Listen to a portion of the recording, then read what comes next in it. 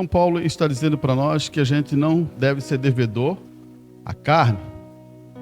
Mas, se o Espírito Santo está em você, realmente você é filho. Meu assunto hoje, um pouco para a gente entender o assunto, eu queria falar um pouquinho em relação à questão da maturidade. Sem a maturidade, nenhum de nós vamos para o arrebatamento. E a maturidade, ela dá responsabilidade para a igreja.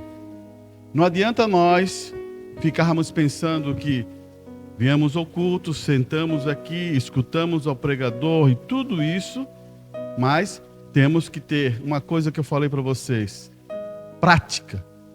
Que seria na escritura mais claro, ele vai dizer assim, ações, obras de um cristão. O problema hoje é que muitas vezes podemos escutar um bom sermão, podemos escutar na internet um bom sermão, podemos ouvir e parece-me que ao nosso coração, ao nosso entendimento, cumprimos os nossos deveres como cristão. Você está totalmente enganado. Cumprir um dever com cristão é você se manifestar como um Cristo. E a maturidade é uma coisa muito importante porque ela é a palavra que a gente pode usar para esse tempo, para esse momento, que é adoção. A adoção prova que a pessoa ou aquele filho, ele se tornou maduro. E Deus, nesse tempo que estamos vivendo, Ele está procurando filhas e filhas maduros. E agora, como é um filho e como é uma filha madura? Você já se perguntou isso? Sabia que a base, você está vendo a pirâmide, só que não tem as escritas, né? Sabemos que a base é Cristo, começa com a fé. A fé é muito grande em relação àquela ponta que está aqui em cima. Então você pensa uma coisa, aquelas pessoas que todos que morreram antes de Cristo, todos eles que morreram, que lutaram, batalharam, sacrifício da vida, todas aquelas lutas que aconteceram, uns foram cortados à espada, outros foram virados tochas humanas. Você sabe a história. Você procurando a história, você vai ver tantas coisas que aconteceram. Outros ficaram escondidos nas cavernas, outros lutaram com leões. Tudo isso que está em Hebreus 11, toda essa condição, não fez eles aperfeiçoar. Dependendo e precisando de nós. Você sabe que eles estão precisando de nós? Daí você diz assim, como, Hirona? Eles não fizeram a sua parte, já não estão lá na sexta dimensão? Sim. Mas nós temos uma ação a fazer. Ou você acha que você só veio aqui para sentar nos bancos da igreja? Irmão, isso seria muito pensar de nossas mentes, nossas ações, e analisar isso, você seria assim, meu Deus do céu, enquanto estamos muito longe. Eu poderia dizer uma pergunta e fazer uma pergunta para a igreja, para você só pensar na sua mente.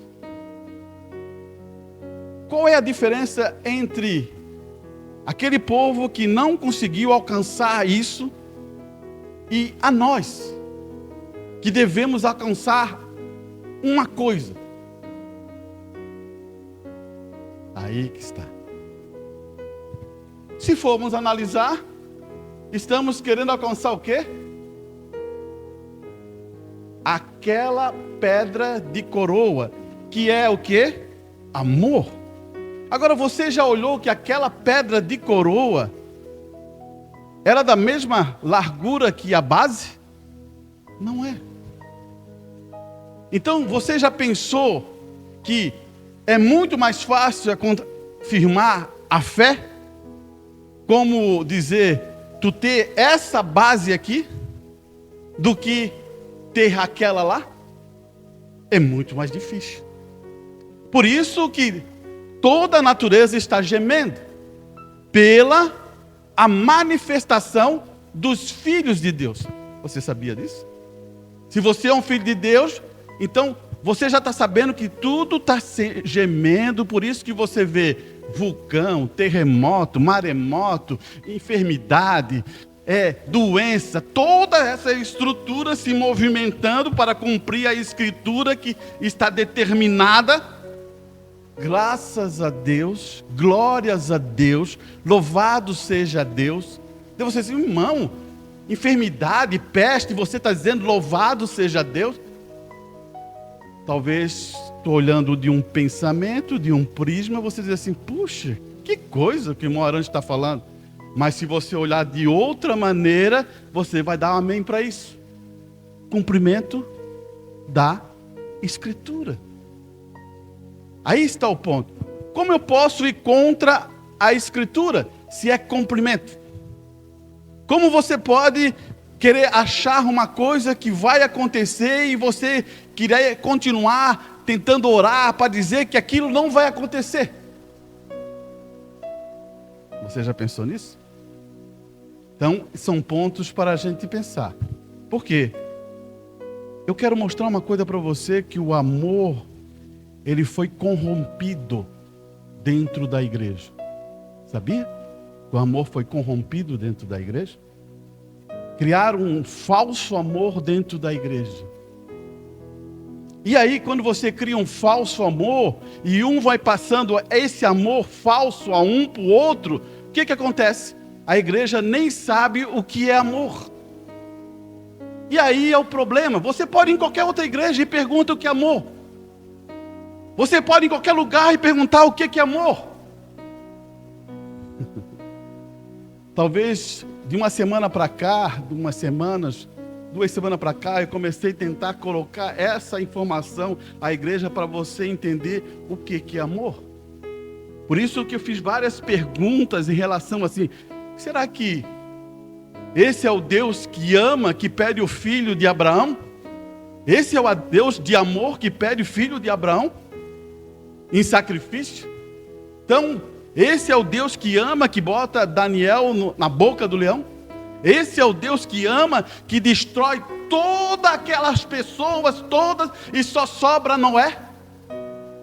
Você já pensou nisso? Esse é o Deus que ama e entra lá naquela fila lá e tem 2.000 pessoas, quando fala sobre multidão, irmão, 2.000 pessoas doentes, aleijados, cego, e agora ele entra lá e fala para aquela pessoa que estava lá 38 anos, diz assim, toma tua maca ou toma tua cama e vai-te.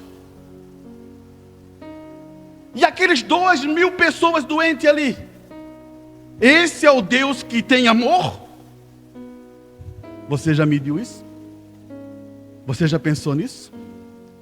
Esse é o Deus que vai destruir tudo com fogo? Esse é o Deus de amor? Você já pensou nisso? Esse é o Deus de amor que aborreceu a Jacó e aborreceu a Esaú e amou a Jacó? Você já pensou nisso?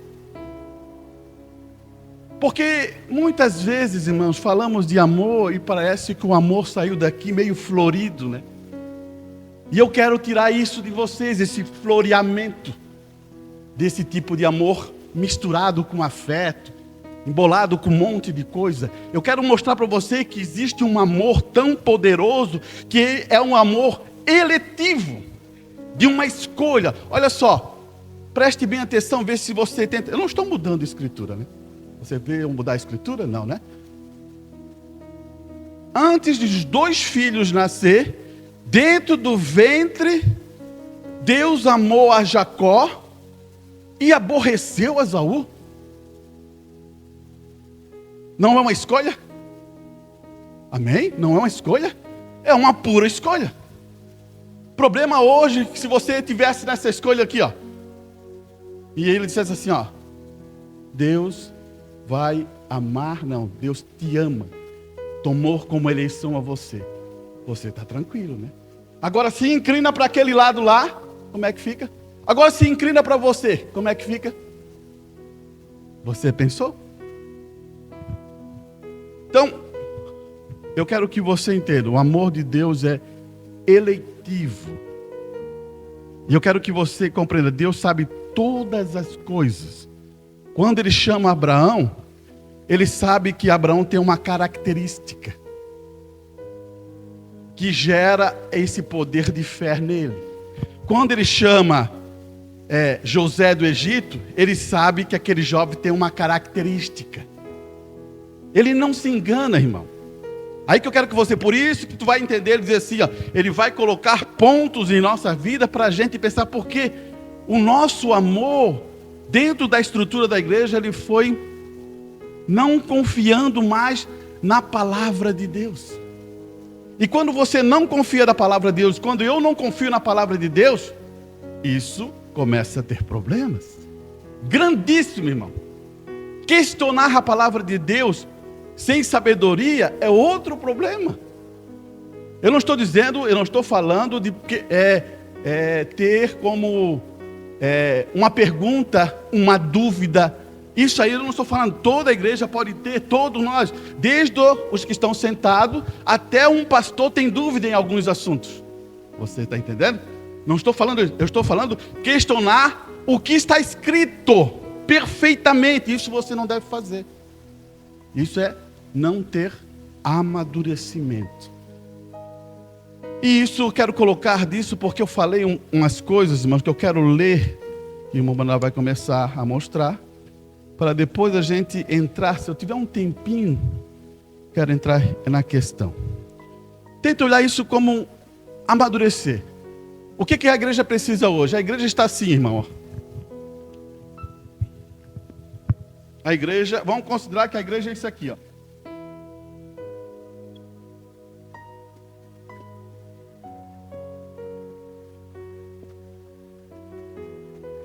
Da igreja sai.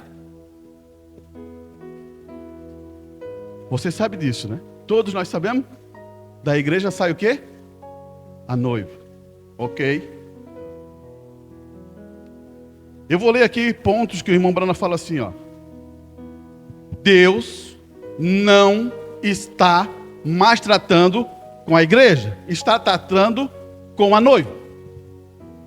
Agora existe qualificação para você ser a igreja. Você sabe qual é a qualificação? Justificação e santificação. São duas coisas que qualifica ser da igreja. Duas coisas. Você se lembra que está faltando alguma coisa?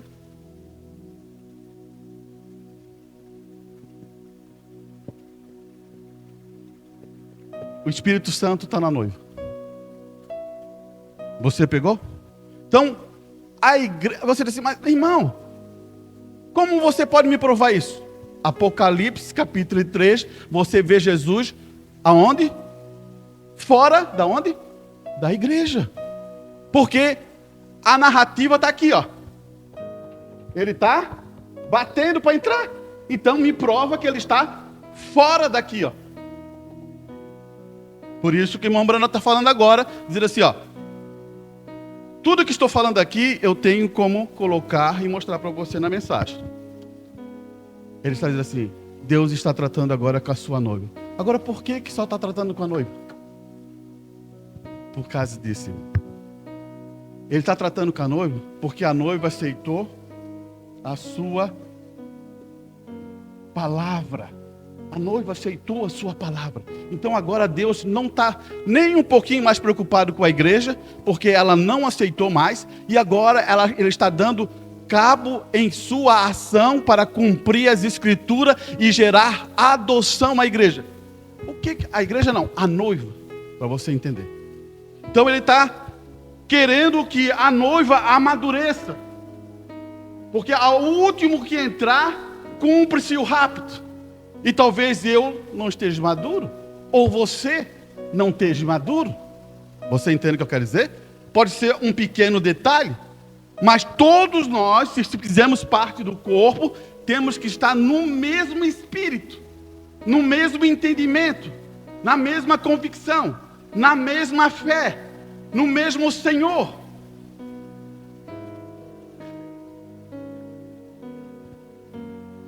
Foi difícil até aqui? Não, né? Eu acho que todo mundo conseguiu entender o que eu quero dizer. Escute aqui, ó. Mas nessa manhã eu gostaria de estudar 3 promessas de Deus para a noiva do fim dos tempos.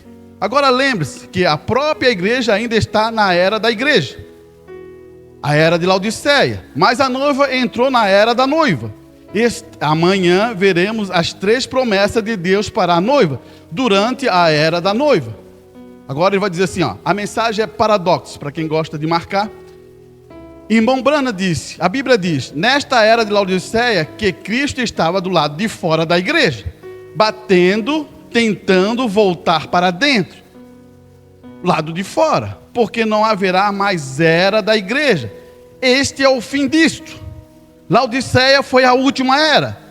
Pentecostais é aquela era de Laodiceia. Nós sabemos disso. Você sabe?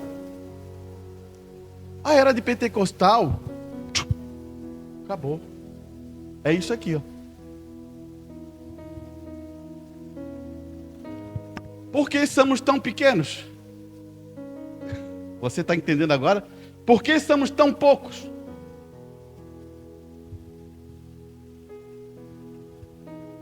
Preste atenção no que o irmão Bruno vai dizer. Vou ler outra parte aqui, ó.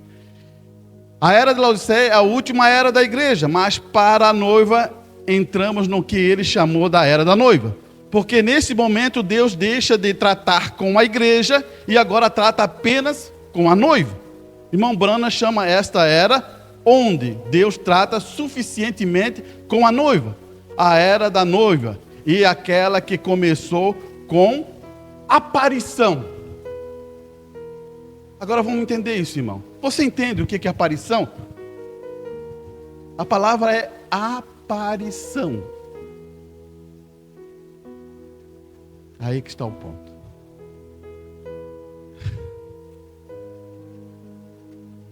Para ter uma aparição, tem que ter uma manifestação aqui, né?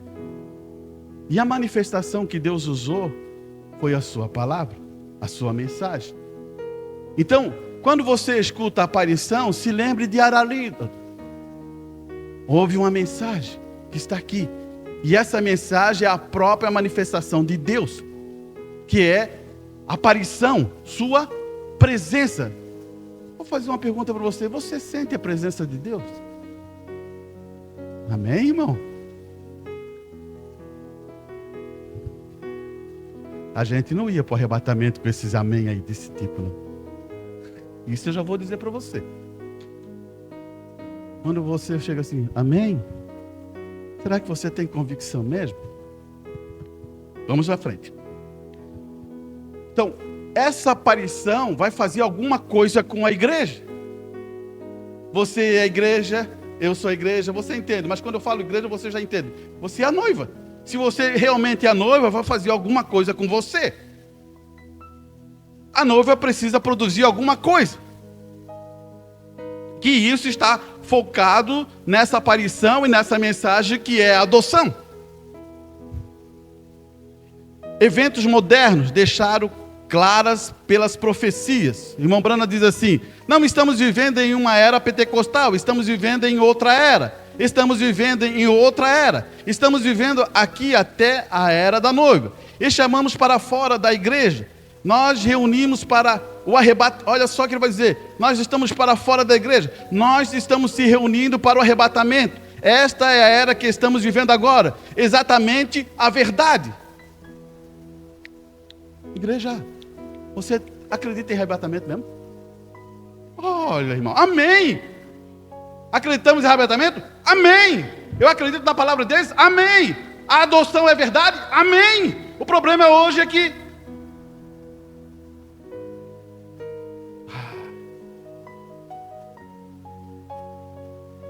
eu quero que você entenda.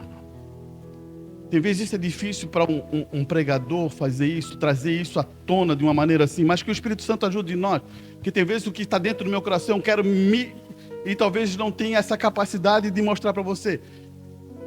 Se isso não está latente dentro de você, como isso vai vir? Isso, se não estiver borbulhando em você, como isso vai vir? Irmão, uma fé passiva, uma fé parada, ela não tem eficiência nenhuma. Ela vai ficar aqui, ó, 1 ano, 2 anos, 3 anos, 4 anos, 5 anos, o que for, e ela está ali, ó, parada. Não muda. Agora, quando você toma uma fé que ela se torna ativa, ela vai manifestar. Eu sei que vai vir um arrebatamento. Daí eu vou fazer uma pergunta que talvez você... O que você está fazendo realmente para ir para o arrebatamento? Você sabe? Aí começam as dificuldades nossas. Aí começam as condições. Irmão, não pense você só porque estou pregando que eu não estou na mesma situação de você. Não pense você, quando eu estou pregando, que eu sou um super-homem. O que estou fazendo aqui é mostrar uma advertência. Na mesma situação estou lutando para não voltar a essa condição e dizer assim, não, vou ficar parado. Não, estou lutando, estou caminhando, estou tentando me esforçar. Tenho as mesmas necessidades e fraquezas de vocês. Mas parece que quando olha para cá, parece que é um super-homem, né? Bota um S aqui, ó.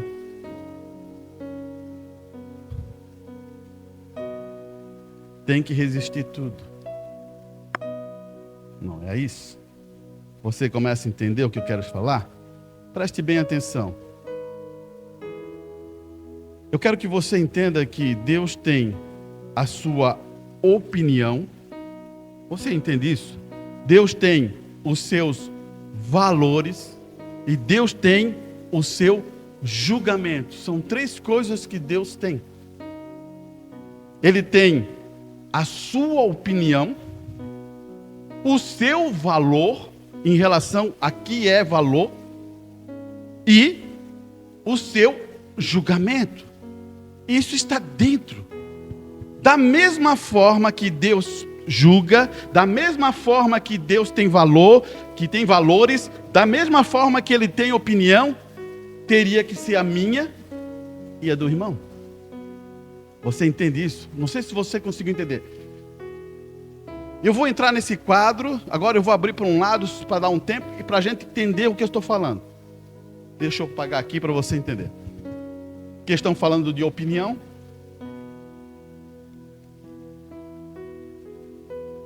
Isso vai ajudar nós a dar um entendimento, irmão. Porque precisamos amadurecer. Amadurecer. Vou fazer um quadradinho aqui, ó. Aonde eu vou colocar isso, ó. Juiz. Quem é o juiz é você hoje. Quem é o juiz é você hoje. Olhe bem. Existe aqui. 2 problemas. O juiz não pode estar acima.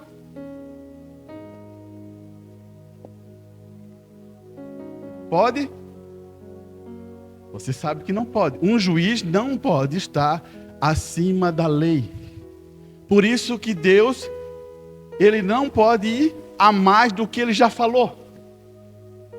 Ele está trancado, o irmão Branco chega a dizer assim, Deus está trancado pela sua palavra. Ele não vai fazer outra coisa, diferente ou de outra maneira, porque Ele está trancado pela sua palavra. Da mesma forma, um juiz não pode passar daquela lei que está regida num país.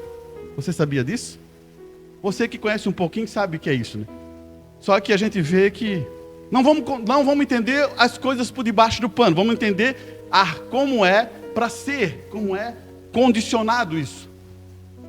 Então, outra coisa que o juiz tem que saber, ele tem que conhecer, naquele momento, o assunto que está acontecendo e saber as leis que regem para ele poder julgar, não é isso?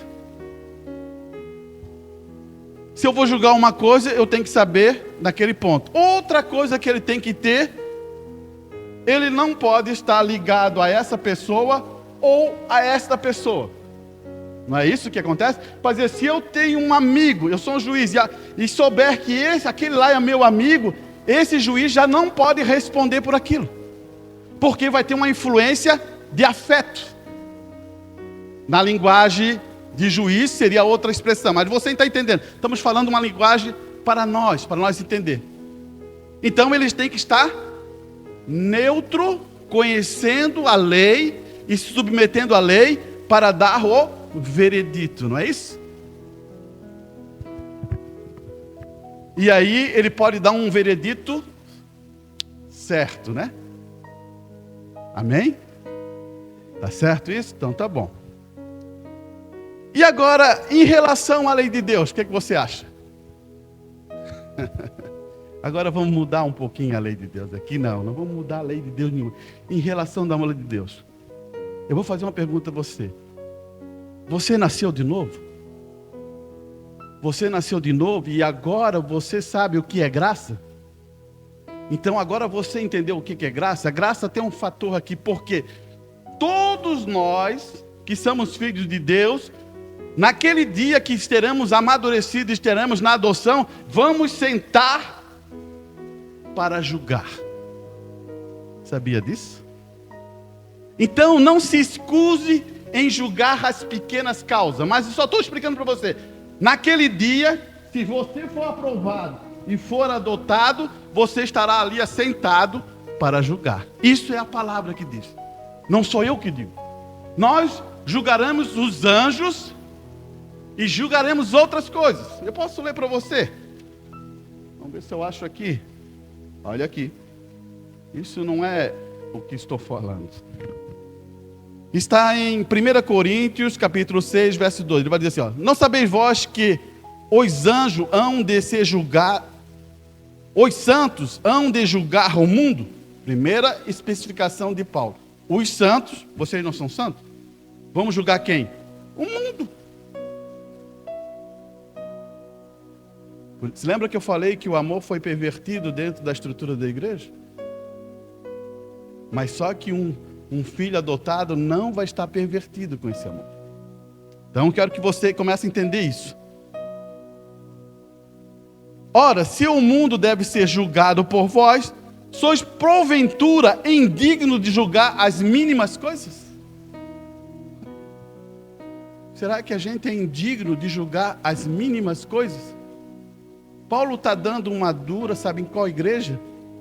Coríntios, que é uma igreja de quê? Meninos, sabia, né? Ele não está dando dura na igreja de Efésios, ele está dando dura na igreja de Coríntios. Eu quero que você entenda. Tem vezes, irmãos, que a gente pensa que está muito alto, e tem conhecimento, e tem entendimento, e tem isso.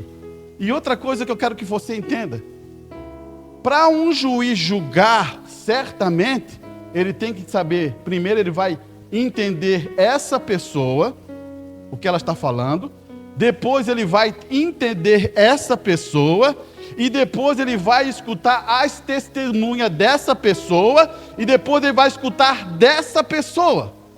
Se você julga influenciado, e não só escuta esse lado, e não escuta esse não é um bom juiz.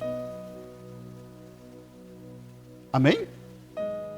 Você está entendendo aonde que você vai parar agora? Você está onde? Você é o juiz.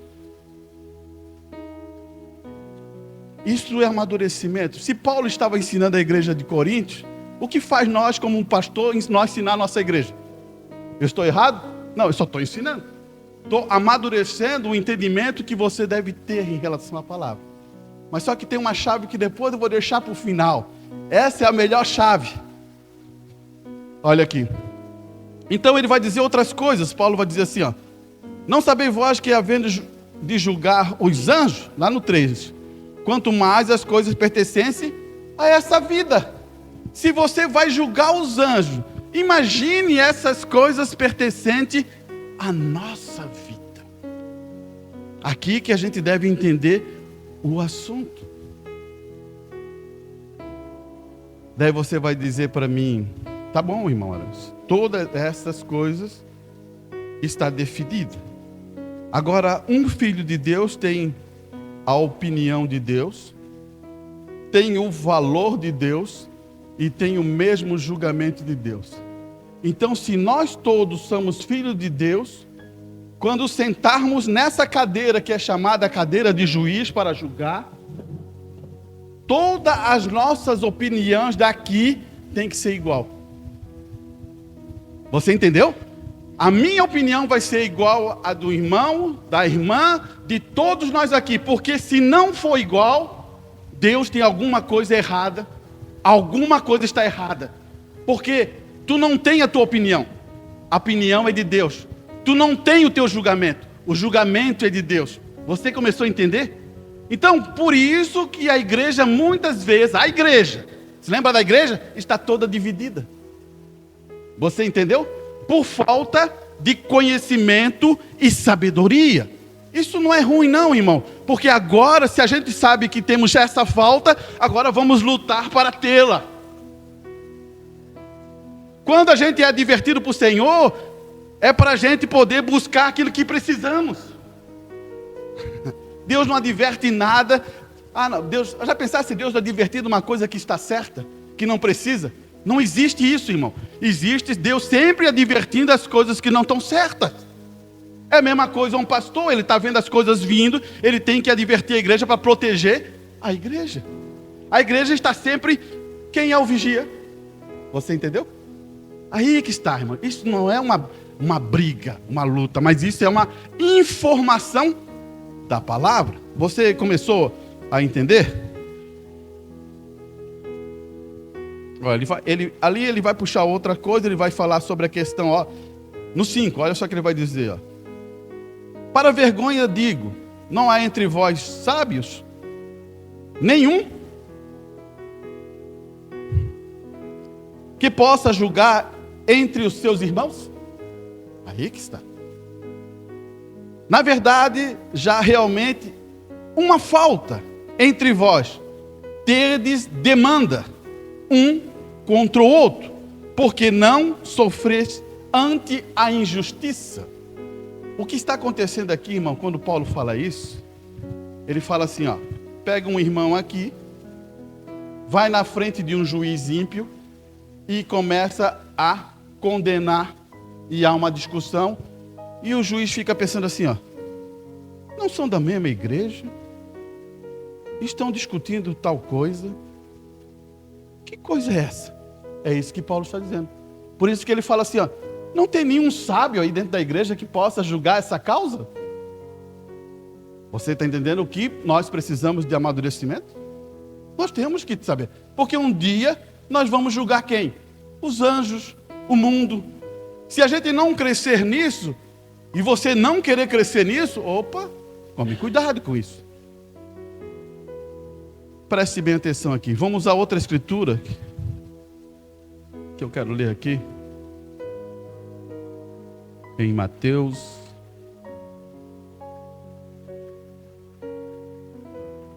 Aqui começa a estrutura.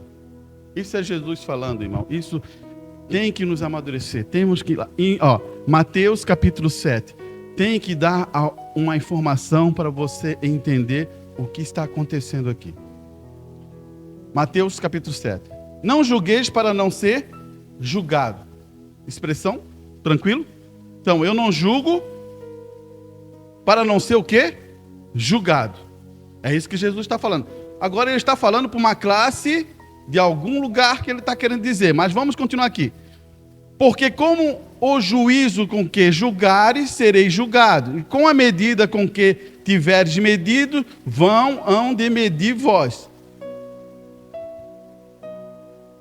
Esses dois versículos estão juntos. Agora você entende o que Jesus está dizendo? Você vai dizer para mim assim, vice-arantes, não é para julgar. Então tem alguma coisa errada com a Escritura. Não é isso que...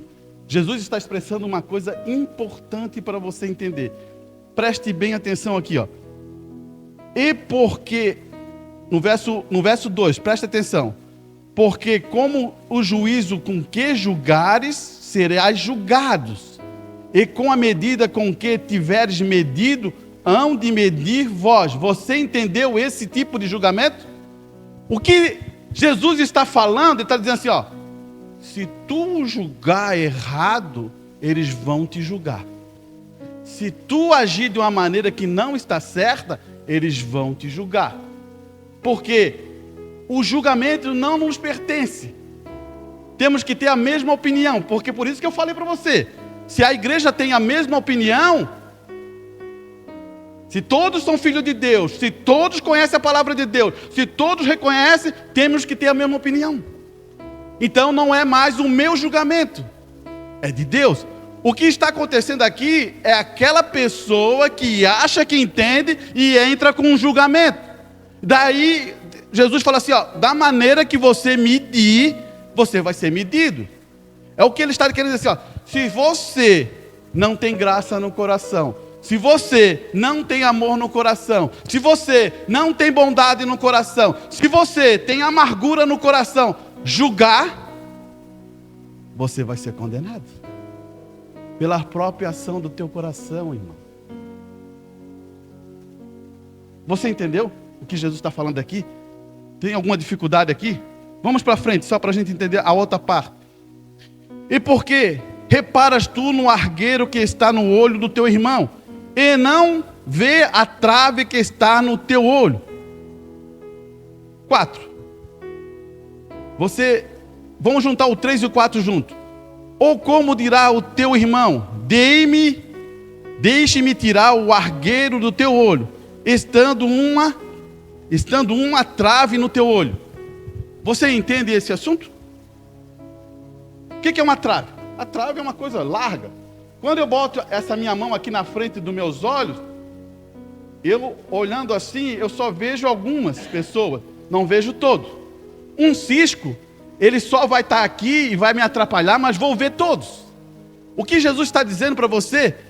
Como é que você pode, cheio de erro, cheio disso, cheio daquilo, como é que você vai tirar um cisquinho no olho do outro? Você não pode fazer isso.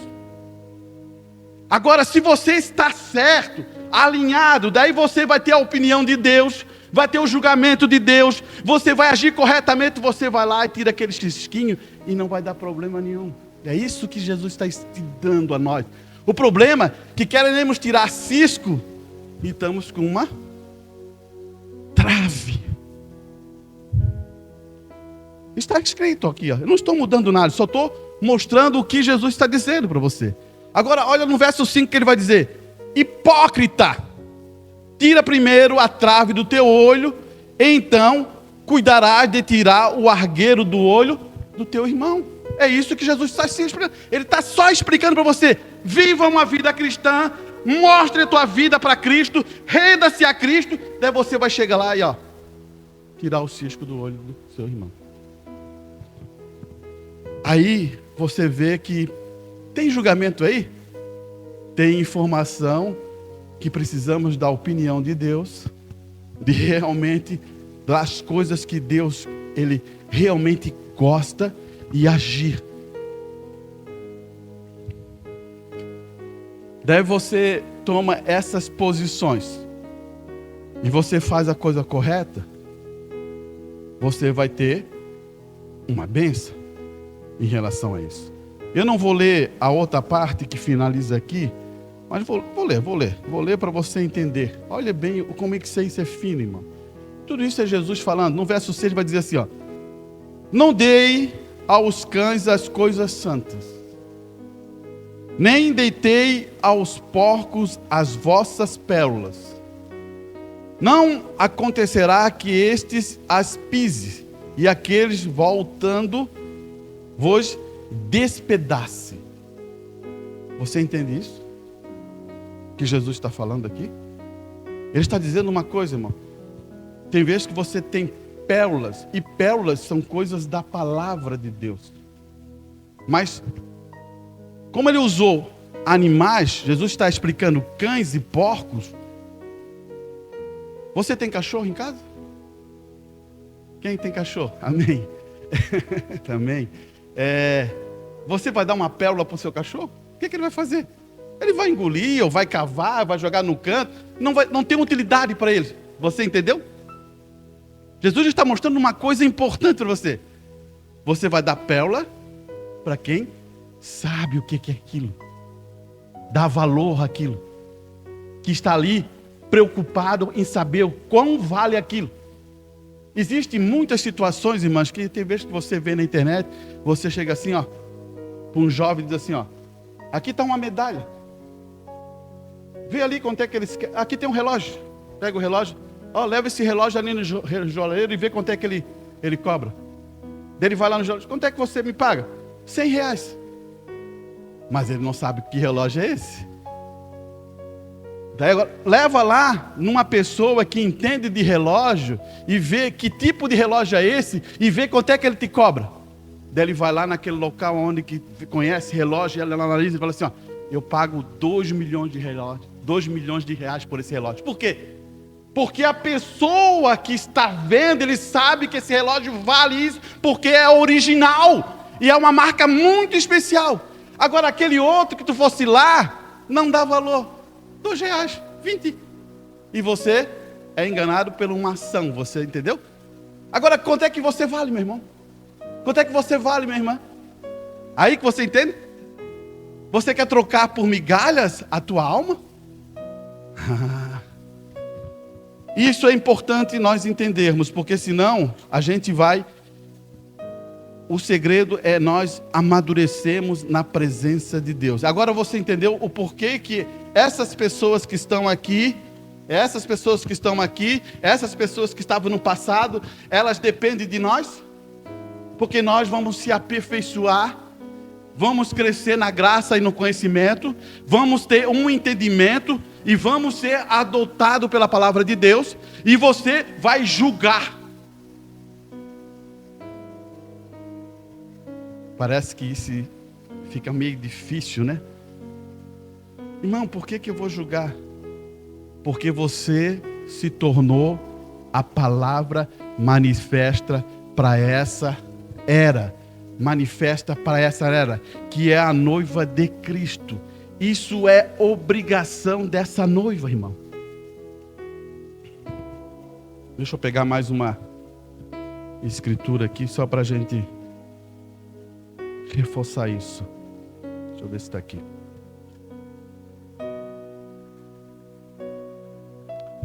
É o mesmo assunto que eu acho que falamos quarta, mas como não estava todos, eu vou só reforçar esse pensamento.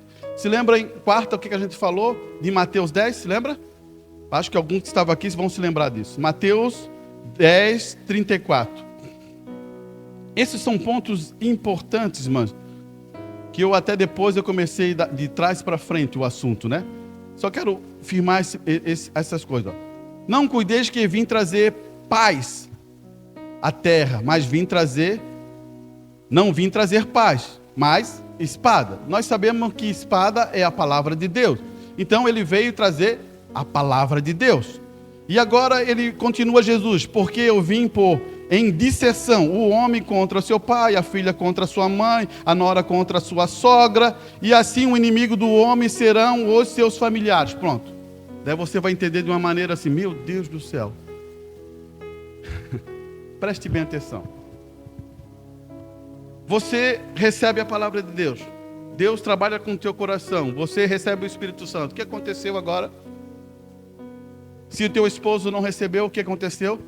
Vai existir um conflito. Se teus filhos não receberam, vai existir um conflito. Agora, existe uma coisa importante. Por isso que ele diz, veio trazer a palavra. Nós temos que estar na palavra. Agora, quando estamos na palavra e confiamos nela, Deus tem uma obrigação conosco de produzir bênção familiar, irmão. O problema é que você está sendo advertido por Jesus Cristo que vai acontecer essa situação no começo. Agora, como você trabalha isso é a mudança do seu lar. Já pensasse se fosse tudo dessa maneira, como Jesus, e você pensasse dessa maneira, então todos os lares estariam divididos. E por que os lares não se dividem? Porque eles começam a se unir na própria palavra de Deus. Eles começam a reconhecer que a palavra de Deus é o absoluto. Você entende? Então aqui está sendo colocado isso para você entender, ali nesse ponto. Então ele vai dizer assim, ó, por isso que ele fala assim, ó, assim os inimigos dos homens serão seus próprios familiares. Irmão, olha bem, você tem a palavra de Deus, você reconhece isso, que é o absoluto teu. Daí, o meu irmão ou a minha irmã, ela não reconhece. Como é que fica? Mesmo que você for lá falar para ajudar, ela não vai aceitar, porque ela não reconhece. Esse é o problema. O que você vai fazer? Você lá vai dizer tal coisa e tal coisa? Não, ore por ela. Ore por ele, né? Tenha sabedoria, tenha tranquilidade. Espera. Esses são pontos importantes você saber. Porque pode ver, cada um tem uma família, cada um tem irmão, cada um tem pai, cada um tem mãe. Que você tem que saber como conduzir isso. Porque o evangelho é um evangelho de paz. Nunca foi um evangelho de guerra, de batalhas. Que eu quero dizer, de conflitos, que coisas que parecem assim, irmão. Ó. Você está num ponto maior. É como você, Jesus falou assim, ó, vocês são a luz do mundo. Não é isso? Então vocês têm que refletir essa luz. Agora, se vocês não são a luz, vocês vão refletir outra coisa, que não vai ajudar. Não vai ajudar. Olha lá na outra parte que ele vai dizer. Quem ama o pai e a mãe mais do que a mim, não é digno de mim. Quem ama ao filho e a filha mais do que a mim, não é digno de mim. E que não tomar a cruz e não segue após mim, não é digna de mim. Você entende isso também? Deus não... Agora vamos entrar nessa questão do amor. Porque o amor foi realmente... Opa, isso aqui.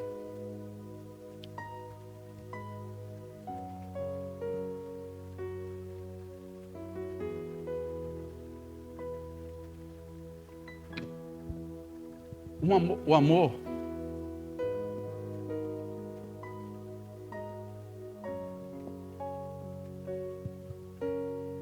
Deus é amor. Você entendeu?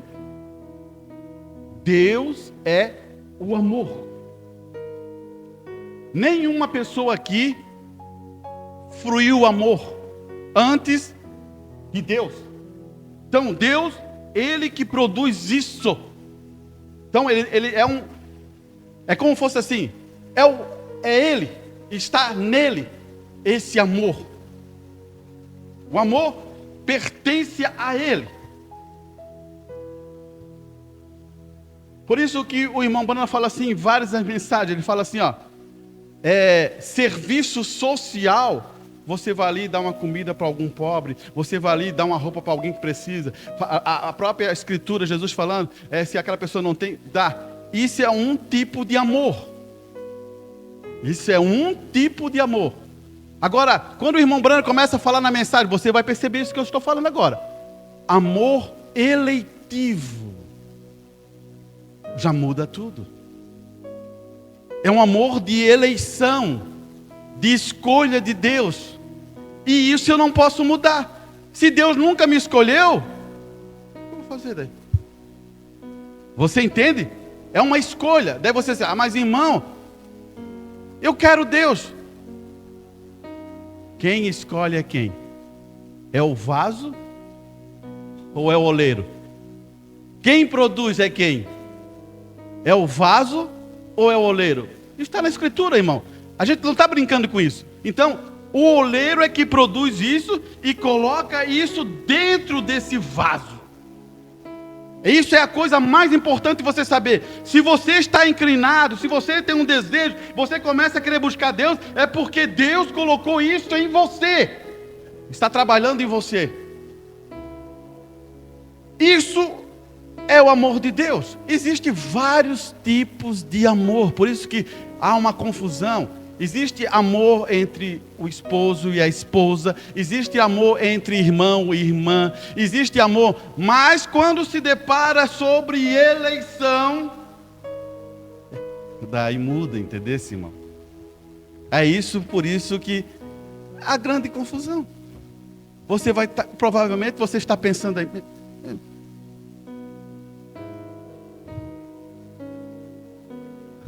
vamos ver se a gente consegue pegar isso. Deus provou a Abraão se realmente ele amava mais. Não porque ele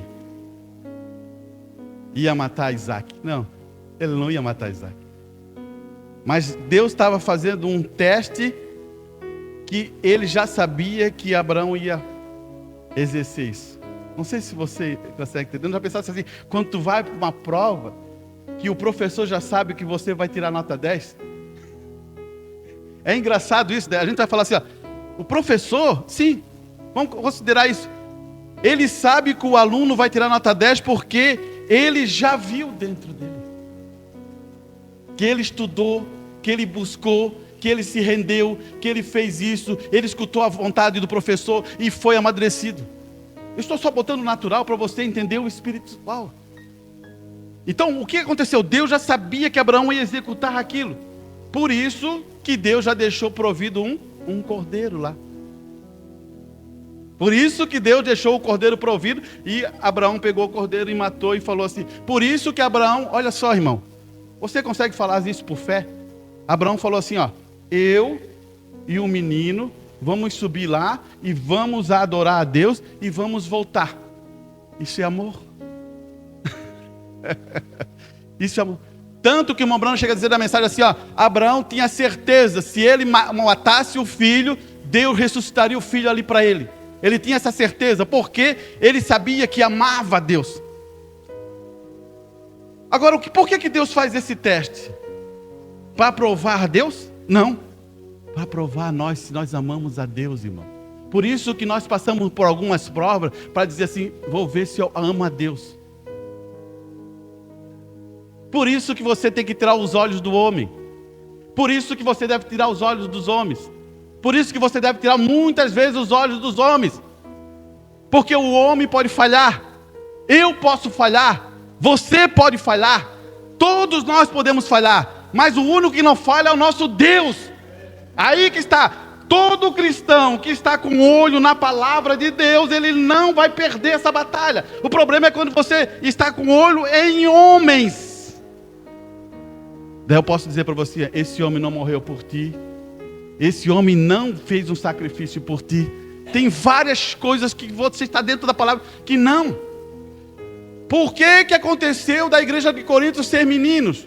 Ah, eu sou de Paulo, eu sou de Apolo, eu sou de Ceifa, eu sou disso, eu sou daquilo. A igreja está dividida? Não pode estar dividida.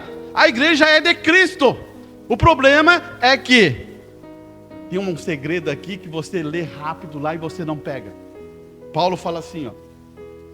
Paulo fala assim, ó. Eu plantei. Olha a sementinha. Olha a sementinha. Não é seis, não, é a sementinha. Vai nascer. Tá, ó, olha a sementinha. Tudo debaixo da terra. Quem plantou? Paulo. O que ele fala depois? Apolo fez o quê? Regou. Oh, graças a Deus. Aleluia. Sabe o que é isso? Ele está dizendo que Paulo plantou a palavra de Deus e agora Apolo reconhece isso e rega sobre essa palavra. Agora, ele não está, o Apolo não está plantando outro tipo de semente. Por isso que Paulo se alegra. Paulo diz assim, o Apolo está regando. Assim é nós, irmão. Se a palavra foi plantada e é realmente verdadeira, nós somos por obrigação regar isso. Quando chega um irmão de fora, uma pessoa que não conhece a palavra, senta aqui, nós temos que ter essa obrigação de poder ajudar e regar. Por isso que Paulo não vai contra Apolo, porque ele foi, regar a bênção. Tem coisas que estão escondidas, né? Isso é importante nós sabermos, porque senão, Paulo está explicando que todos dois não dá o crescimento. Quem dá o crescimento, quem é? É Deus. Você percebeu? Paulo está dizendo que nem eu e nem Apolo dão o crescimento. O crescimento vem por Deus, irmão. O crescimento espiritual de você vem por Deus, o crescimento vem por... Talvez eu esteja plantando, ou talvez eu esteja regando. O importante é saber que quem dá o crescimento é Deus. Amém? Vamos mais um pouquinho, só um minutinho, irmãos. Deixa eu pegar aqui. Estamos quase terminando. Então, se lembre, a opinião de Deus, o valor de Deus e o julgamento de Deus. Amém?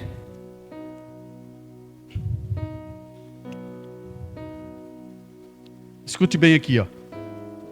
Todos nós sabemos que devemos primeiro ter a pena da nossa redenção, que é o batismo do Espírito Santo, o novo nascimento, antes de podermos receber mudança de corpo. Irmão, você e eu temos que ter o Espírito Santo, novo nascimento, para ter mudança de corpo. Pois sem uma renovação da nossa mente, que é o recebimento da doxa de Deus, que é a opinião de Deus, o valor de Deus, o julgamento de Deus, não receberemos nenhuma transformação, como diz o Apolo em Romanos 12. Ele usou uma escritura para ensinar a nós, irmão. Preste bem atenção, olha essa escritura, bem simples. Romanos 12, 11, ele vai dizer assim: rogo-vos, irmãos, pois, irmãos, pela misericórdia de Deus, porque é Ele que tem a misericórdia, que apresentei os vossos corpos em sacrifício vivo. Então agora, a partir de agora, você vai apresentar esse tabernáculo, ele vai vir para quê? Para sacrifício vivo. Ele vai dizer por quê? Santo. Saia, largue. Se você está em pecado, liberte-se, irmão. Se você tem alguma coisa errada, acerte, irmão. Se alguma coisa ainda está, limpe-se. Porque um filho de Deus tem que ter isso, irmão. Porque um dia, quando nós subir, eu não quero que tenha nada trancado em mim. Você entende isso, irmão? Por isso que existe arrependimento. Por isso que a gente acerta as batalhas. Não deixe nenhuma coisa trancar você no seu coração. Santo, agradável a Deus, que é o vosso serviço racional. Olha só, Paulo está dizendo que você pensar, você raciocinar, você meditar na palavra, e esse culto racional é importante em sua vida. Você faz isso? Você chega assim em casa, senta assim, ó, e medita. Olha, irmão, faça isso. Tem vezes que eu brincava com a igreja e dizia assim, ó, não era uma brincadeira como, mas assim, eu dizia assim, ó, olha o nascer do sol, olha o pôr do sol, olha uma florzinha, olha uma formiguinha. Por que eu estou fazendo isso? Por que eu falei isso? Viva o momento. Você lembra que eu falava? Vive o momento, vive a hora. Eu estou mostrando para você uma coisa. É para você raciocinar naquele momento. Já pensasse quando você está olhando aquela formiguinha subindo, o galinho, talvez ela está levando lá uma folhinha, você começa assim, você o que está fazendo? Raciocinando. Daí, se o Espírito Santo estiver ali, você começa, Deus, como tu é maravilhoso, né? Você vai abrindo mais coisas ali. Você olha o pôr do sol, que Deus deu esse pôr do sol para nós. Você parou um tempo para olhar as estrelas. Ou namorados, ou os casados, você parou lá na pedrinha, no banco, e falou, esposa, olha que dia estrelado, aquela noite estrelada. Você parou e falou assim, poxa, está muito bonito. Esse brilho está refletindo você. Você já falou isso? O que eu estou fazendo agora? Estou gerando o quê? Que você raciocine. Olha, irmão, como isso é especial. E Paulo diz assim, ó, santo, agradável a Deus, que é o vosso serviço racional, e não vos conformeis com este mundo, mas transformai pela renovação da vossa mente. Já pensou? Tudo começa aqui, irmã. Tudo começa aqui, porque a nossa opinião já não é mais nossa, é a de Deus. Oh, glórias a Deus. Os valores que eu tenho não é mais os meus valores, são de Deus. O julgamento que eu tenho não é mais meu, é de Deus. Eu não tenho nada. Eu entreguei tudo o que tenho a Ele. Então eu não preciso mais de eu estar preocupado em julgar. Ele sabe como fazer isso. Ele vai dizer assim, ó: para que experimenteis qual seja a boa, agradável, perfeita vontade de Deus. Amém? Você sabe agora como é que se acha a vontade de Deus? Raciocina, medita, preste atenção nas coisas que estão acontecendo. Será que Deus não pode falar através de uma plantinha? Será que Deus não pode falar através de um nascer do sol? Ou de um pôr do sol?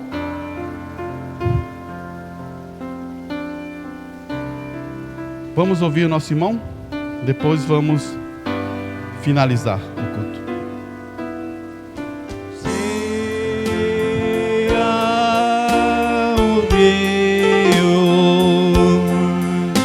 Que flui do meu viver, há uma fonte que não deixa secar. Se existe as águas que não se acabam aqui, sem há um rio que corre sem parar, se há um rio que flui do meu viver, há uma fonte que não deixa secar. Se existe as águas que não se acabam aqui,